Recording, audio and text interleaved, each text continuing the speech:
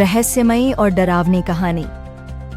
छुट्टियों में आरव और उसकी छोटी बहन तान्या अपनी मम्मी के साथ नानी के गांव गए। गांव का माहौल बहुत अलग था, शांत, हरियाली से भरा और थोड़ा रहस्यमयी। लेकिन सबसे अजीब बात थी नानी का घर। बहुत पुराना, लकड़ी का बना हुआ और अक्सर रात में अजीब अजीब आवाजें आती थीं। नानी का रहस्यमयी कमरा। नानी का घर बड़ा था, लेकिन उसमें एक कमरा ऐसा था जिसे हमेशा बंद रखा जाता था। आरव ने मम्मी से पूछा, ये कमरा हमेशा बंद क्यों रहता है? मम्मी ने टालते हुए कहा, पुराना है, बेकार सामान रखा है।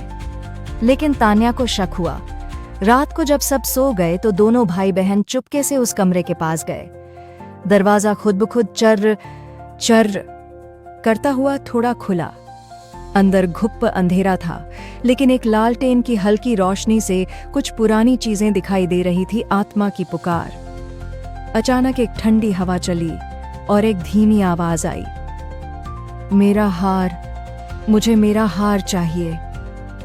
तान्या डर के मारे कांपने लगी, लेकिन आरव ने उसे संभाला। कमरे के कोने में एक पुराना संदूक रखा था। दोनों ने मिलकर उसे खोला तो उसमें एक पुरानी तस्वीर मिली, एक महिला की जो हूबहू नानी जैसी लग रही थी, लेकिन कपड़े बहुत पुराने जमाने के थे।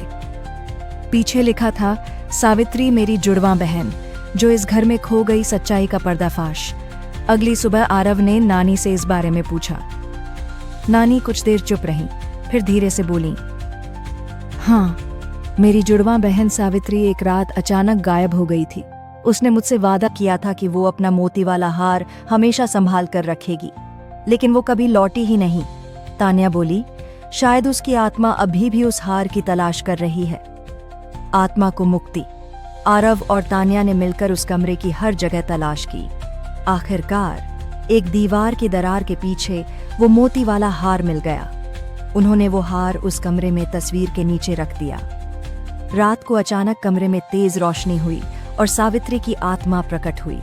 चेहरे पर एक हल्की मुस्कान और आंखों में शांति। धन्यवाद बच्चों, अब मैं मुक्त हूं, कहते हुए वो एक चमकदार रोशनी में बदलकर आसमान में विलीन हो गई। अंत। उस दिन के बाद नानी का घर कभी डरावना नहीं लगा। आरव और तान्या ने सीखा कि हर आत्मा बुरी नहीं होती,